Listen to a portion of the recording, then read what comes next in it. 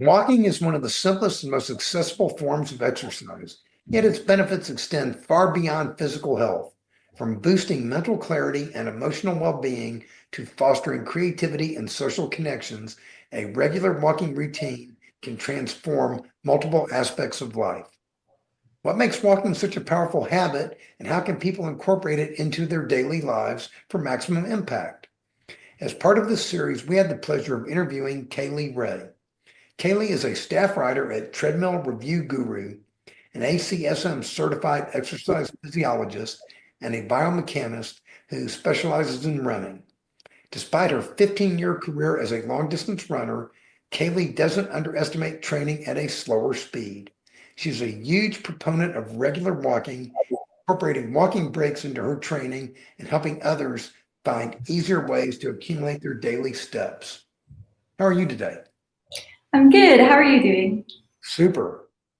I want to hear all about your history. Just start wherever you'd like. How did you get into this? Were you always fit as a kid? I was fairly active as a kid. I mean, my mom was a big inspiration of that. My earliest memory of my mom, I think, is watching her do Taibo videos. And I remember those. yep, she was super into those and running on the treadmill and all of that. And I remember watching her face turn super red and she'd get so sweaty. And my sister and I would beg her, we're like, Mom, what are you doing? Stop. Like, you look like you're in pain or something. But then she told us, everything's okay. Like, it's good to work hard. And she was just a big inspiration from the earliest memories I have until now to keep active and keep moving. Go mom. Yep, absolutely. Uh, so so at what point, how long have you been running or walking? Or how long have you been, I guess, into cardio? I guess would be a way Yeah. into fit. Um, so when I started middle school was when our school sports started, and my mom wanted both me and my sister to be on some kind of team. It didn't matter what we did, but she wanted us to be a part of something physically active. And I didn't really know what I wanted to do. I'd kind of jumped around from sport to sport when I was younger, doing soccer and softball and all those things. But I quickly found out that I'm not very coordinated, and coordination is not my thing. So I didn't make the volleyball team, even though I tried out with all my friends. And then my mom reminded me that my aunt had actually gone to college for cross country and track. And she showed me this article from back when my aunt was in middle school, I believe, and she started the track team at her school. And all my life, I'd heard that my aunt and I looked so much alike. And so I kind of just clung on to that and was like, you know what, I'm going to go out for the cross country team. And I did, and I got addicted to it. I was very quickly one of the fastest on the team. And so it kind of just became my thing. They actually had one. Yeah, my school had a cross country team. So. I remember back when I used to live in Houston, I was near one of the high schools and I would see the team go running in the Mm-hmm. mornings doing their training workouts. So you made the team. Yep. How did that make you feel? Oh, I felt great. I actually remember the first practice when we went out for one of our first runs, and I was not in endurance shape whatsoever, but I remember seeing a church in the distance, and I was like, okay, I'm going to run from the middle school to that church. I'm going to get there before I walk. And I did. And so every time after that, I'd be like, all right, what's another building? How can I go just like a little bit further? And even now, when I go and visit my parents, I'll pass that same church again and go, oh, yeah, this was the first place I ever stopped to walk. I thought you were going to say you ran to the church, stopped and prayed that you would be able to make it back. Uh, I probably should have, but no. um, so you're goal oriented and goal Yes. people who are into long distance fitness, goals are very important. There's always a goal. And but one of the things I always have learned, and learn this the hard way, is that the goal is to push yourself to your limit, Mhm. maybe even a little beyond your limit, because that's where all the good stuff happens, Right. but not to break yourself. And there's a fine line from pushing yourself where you can go to the breaking yourself point. Absolutely. Yeah. And so people, when you do stuff, that's why my philosophy has been That's why I walk instead of run, because I Hmm. feel like it tears you up less. That's why I go slow instead of fast, and it's kind of weird, because it's very contrary to what you hear all the time. And I mean, would it be safe to call you a treadmill expert? Yes, definitely a treadmill expert. What do you, and I would assume you talk to a lot of people who were in the market to buy treadmills.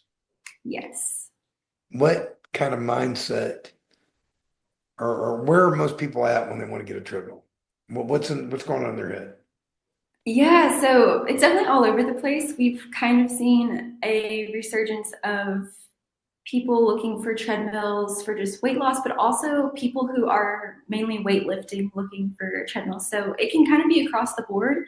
I would say a lot of people, the main population of people looking for treadmills are looking to start a weight loss journey. And sometimes it's a well calculated, well thought out plan, and sometimes it's just, okay, buying a treadmill is what I'm supposed to do.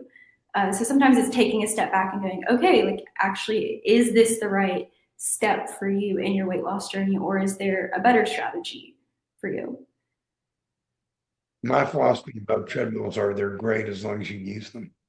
Yes, that's exactly what I mean. Sometimes people, I think, jump to treadmills really quickly when maybe an exercise bike might be something they would enjoy more at first, or maybe an elliptical. It just, like you said, the treadmill needs to be something that you're actually going to use. And so there's a better cardio option, a better strength training option that would appeal to you more than maybe there's something different. But the main thing is to do something, because some Yeah. people, they, me included, hey, I used to be this way. I'd go out and I'd buy equipment and I Hmm. use it, and it doesn't do you any good when you don't use it. So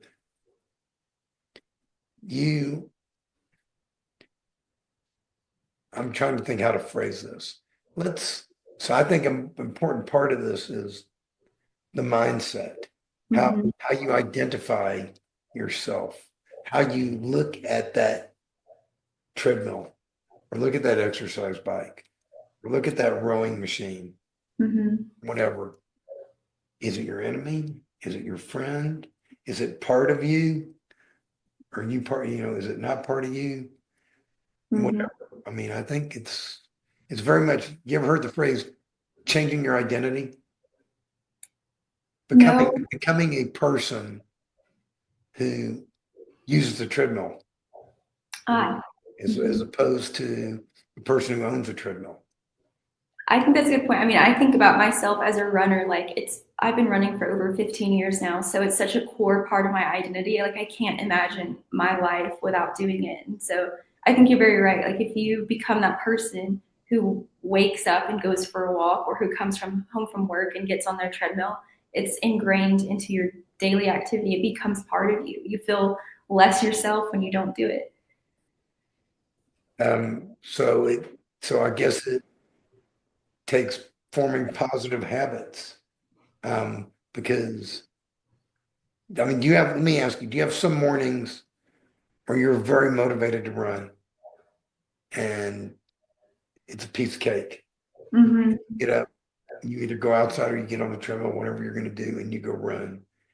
And would it be safe to say you have some mornings where you don't feel like it? Oh, absolutely. The second I hear rain or I see that it's under 40 degrees, things suddenly get a lot harder. Uh, but yeah, sometimes it's just telling yourself, look, it doesn't matter what kind of run you're going to have.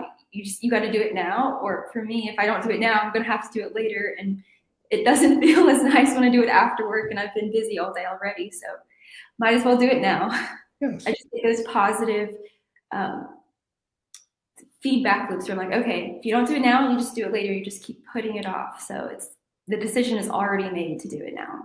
Yes, that's the key word, decision, which is when you become a runner like you or a walker like me, Mhm. there no longer is a decision. It's it's not a decision as to whether you're going to run today. It's not a decision whether or not I'm going to walk today. The only question is when. Hmm. When and where. You're going to do it. If it's raining, you're going to do it indoor on the treadmill, Yep. or you're going to get wet, and you may not care. You may want to get wet. I mean, here in Arizona, when it rains, I love to get wet because it almost never rains. Same here in Utah, Yeah, you can depending on under, the temperature. yeah, you can understand. Well, it gets a little colder for you than it does me. Yes. But so it's so if someone so would it be safe to say that you think some type of cardio, probably along with healthy eating, is a good way for someone who wants to lose weight to do it in a healthy, safe manner, in a healthy, take your time manner, don't kill yourself manner. Just start small and build and build and build. Would you say some type of cardio like running or walking or or elliptical, whatever you think that's a good way to do it? Yes, absolutely. I think what you said with starting small too is important because whenever you're trying to lose weight, I think a lot of times now people see it as just like a quick fix. Like I'm going to do this for 3, 4, 5 months and go super hard, and then that's going to be the end of it. But that's not really the solution. What you need to do is, like you said, start small and build and make it a permanent change in your life. That's Okay. what you're going to do forever. No, I didn't mean to interrupt you. You just hit on a very important key point. Finish what you were saying, and then I'll. Oh, that was all. Just it's whenever you make those changes, you have to see that they're going to be permanent, lifelong changes, not something you can abandon once you've reached your goal. I sum it up as this way: temporary changes equals temporary results. Permanent changes equal permanent results. Like I told you before we started the interview, I've probably lost 1,000 pounds over my life, and I've only kept it off once. And it was when I make permanent changes. Mhm. Every time I would lose weight, I would go right back to my old habits and maybe even worse habits. And boom, the weight would come back on plus more. So that's very important when you said it's about changing your identity, right? Changing who you are. Right. So let's talk about if someone says they're at a place in their life, they go, okay, I'm ready to do something. I'm unhappy with where I'm at now. Like I told you with me, it was I woke up one morning and I said, I'm done playing this game. Hmm. I'm going to start eating better now and I'm going to start exercising now. And in my case, I said my exercise of choice is going to be walking. Hmm. Everybody says, okay, they have their own epiphany day, their rebirth day, whatever you want to call it. They say, I'm done. I'm here. I'm ready. Okay. They either want to start walking or they want to start running Hmm. or they want to buy a piece of equipment or they want to do whatever and they're committing to using it. How should a first time person go about figuring out what to get? Go to treadmillreviewguru.com. Oh yeah, definitely check out my videos for sure. That will help you a lot. But also just see how you can envision your day. Like, how do you visualize yourself going forward? Like, what does incorporating your machine or your new habit look in your actual day?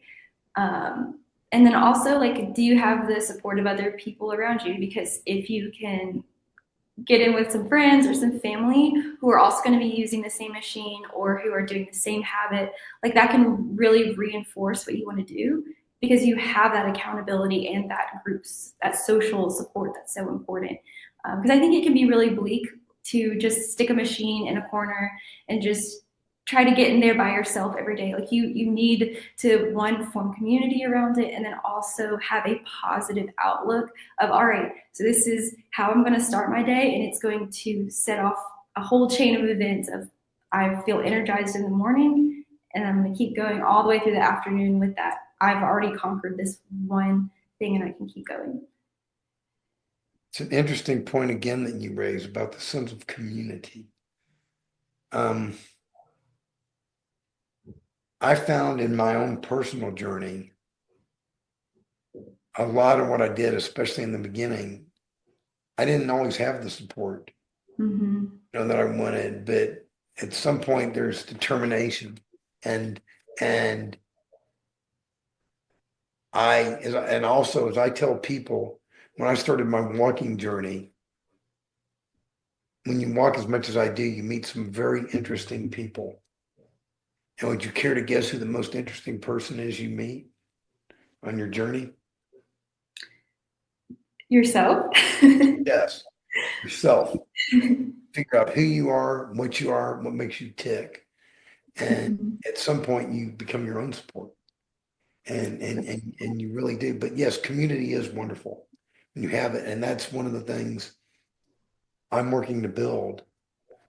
And Kaylee and I were talking about it earlier. I think she likes this too.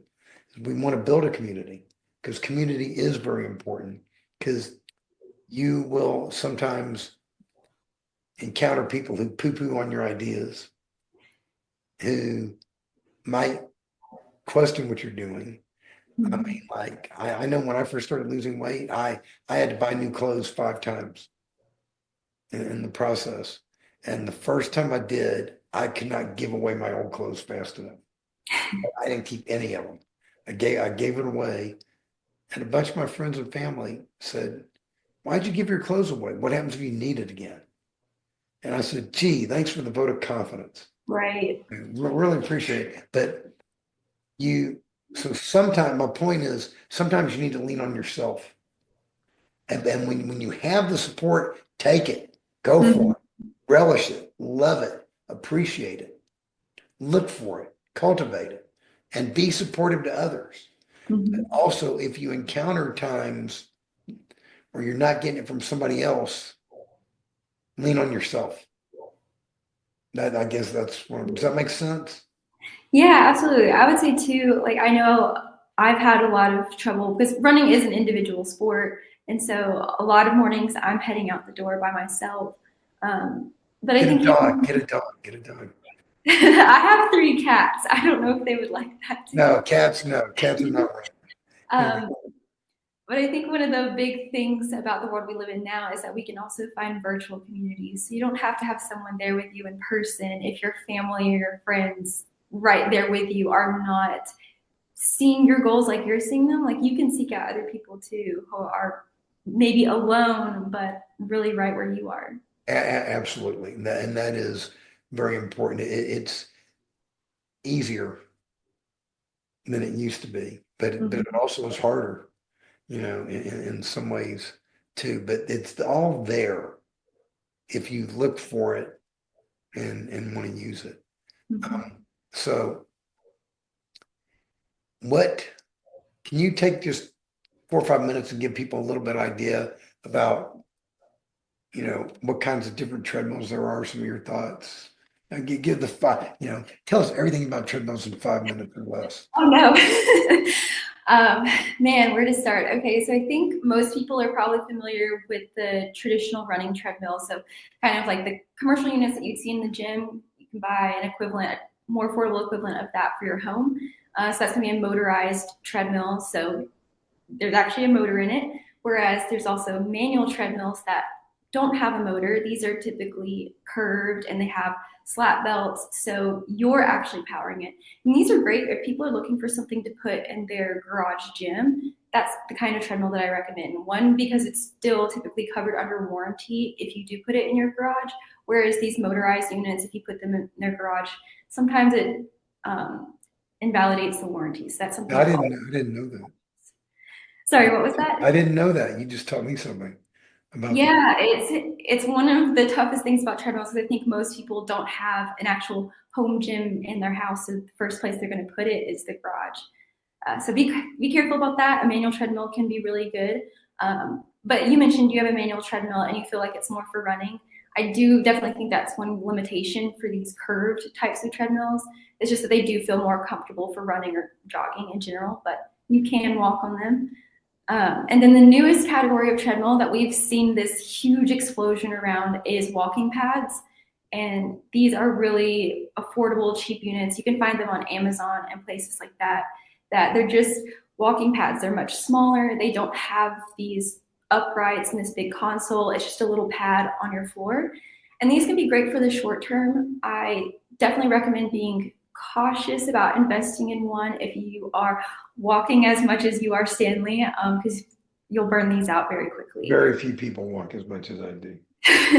But even if you're walking for a couple hours per day, like these are more for if you need just something, a backup for a rainy day when you're typically walking outside, or you're walking at your desk or something like that. So Yeah, great. that was my next question. I was going to say, tell us about treadmill desks. Oh I'm yes. a big fan of treadmill desks. Me too. I love them. I'm using them all day. So a treadmill desk, so typically a setup you'll have is an adjustable height desk. So you can either manually or electronically change the height of the desk, or you can also have an attachment that goes on top of a standard desk that you can raise up and down. And then I used to just put a series of boards across the handlebars on my treadmill. I put a keyboard there, and the computer and the monitor would be on the wall. I would stack up all my old shoe boxes on top of my desk and put a treadmill underneath it to make a standing desk. I don't recommend that. It's not super stable, but No, it it works. is good for the budget. Yes, absolutely. But yeah, I love a good standing desk just because like you don't have to be walking constantly either. Like you can just have a 10-minute walk break here and there throughout your day. I think one of the biggest goals for a lot of people is just to reduce the amount of time they spend sitting.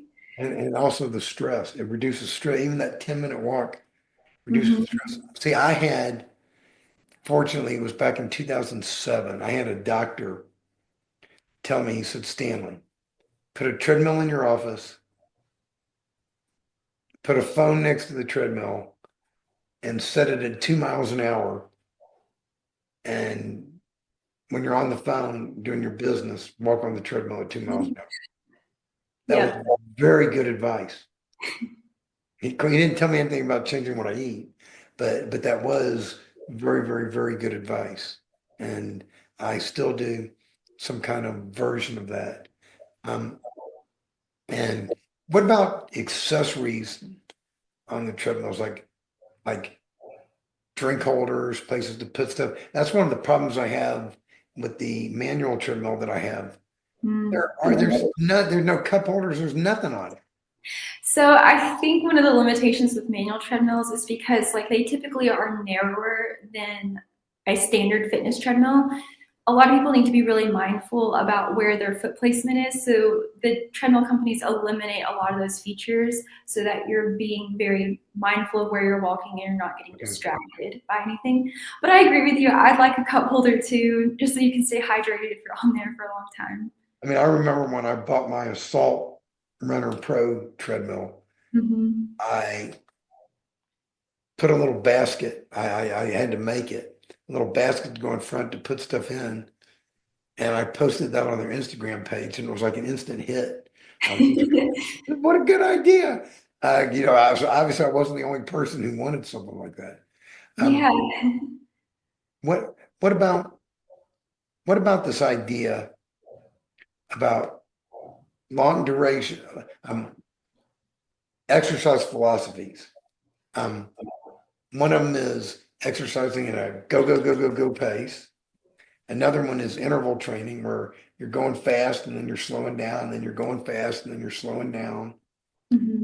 And then the other one is my philosophy, which I don't see as much of.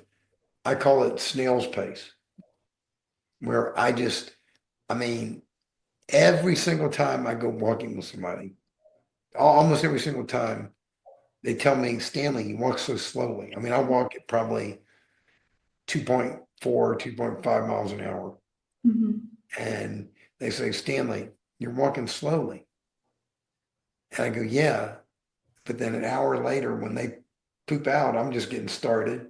And 2 hours later, and then 3 hours later. I mean, I don't do it all the time, but I mean, I can go all day. Mm-hmm. And that is, and that goes with my philosophy of life, which is I believe the way to live a long and healthy life is to never stop moving. Right. What about the different exercise philosophies? Is there a right way to do it, or is everything okay to do it as long as it works for you? I mean, I think that's what it really comes down to. I think you mentioned as well, like just doing something is more important than doing nothing. So, Absolutely. especially for people who don't have a lot of time, like interval training can be really important. Say you only have 10 to 20 minutes to do your exercise per day, whatever the reason. If that's all you can get in and you do some higher intensity intervals, then maybe that's the way to go for you. Or if that fuels your competitive side and that's what you need, I think that's great. Um, I do a lot of interval training. I do a lot of slow and steady stuff too, but I definitely do a lot of interval training. But the downside of that is that I do get injured more often than people who are staying slow and steady all the time. Like, for instance, my husband is an ultra marathon runner. So we say runner loosely because ultra marathon running involves a lot of walking, sometimes more walking than running. And That's fine. those athletes seem to get injured less than people like me who are training for marathons or shorter races and we're going fast, fast, fast all the time. Well, that is why I do what I do, because I mentioned about the goal is to not beat yourself up. Mm-hmm.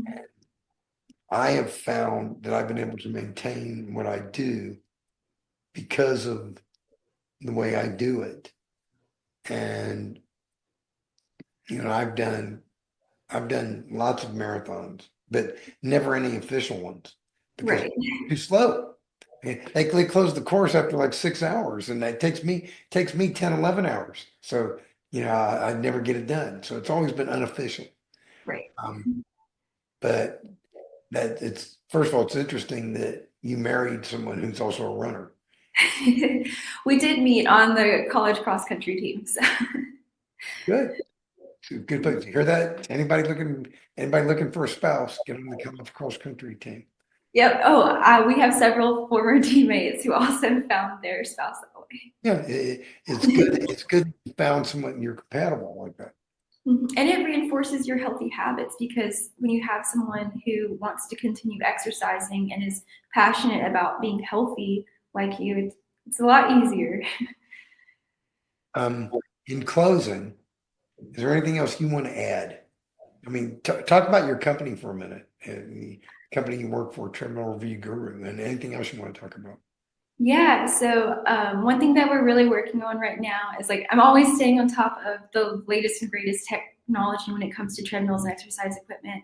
But I'm really excited that we're going to start doing more videos talking about my background in biomechanics. So, more how to run videos, workout videos, and ways to stay healthy while you're doing it.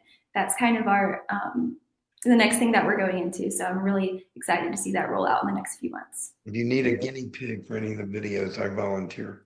Oh, perfect. But so anything else you want to add in closing?